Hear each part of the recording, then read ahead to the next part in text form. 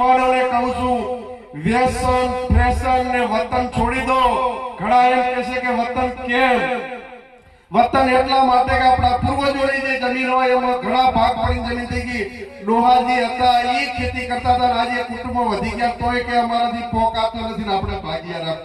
જે લોકો અમારો બેન રાજસ્થાનથી નજીક આવ્યો એ વિસ્તારમાં પાણી નતું, નહેર બેલ હોય, સાચોરી બેલ હોય, પરિસ્થિતિ વિકટ હતી અને દુઃખના કારણે જો લોકો બોમ્બે, હુબલી, કર્ણાટક સમગ્ર દક્ષિણ ભારતમાં સ્ટીલ ને મેટલનું કામ કરે, કરોડો અબજો રૂપિયાનું કામ કરે અને દીકરાઓ જ્યારે ત્યાંથી સાઉથથી આવે ત્યારે અમને આનંદ થાય કે સમાજના દીકરાઓ વીઆઈપી ગાડી લઈને આવે પણ મેટલનો ધંધો કરે, બહાર જતા જ આ વતન છોડી દીધું તો સુખી થયા.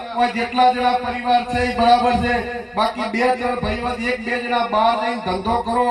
માત્ર ને માત્ર ભુવાજીઓને પણ વિનંતી કરું છું કે આપ આશીર્વાદ આપો અને જેટલા ભુવાજીઓ છો એ સમાજને આશીર્વાદ આપો અને નવા યુવાનીઓને ખૂબ ભણવાનો શોખ મૂકી અને ધંધે લાગો, કારણ કે આપણે વ્યસન ને ફેશનમાં તમામ સમાજો પતી જાય છે.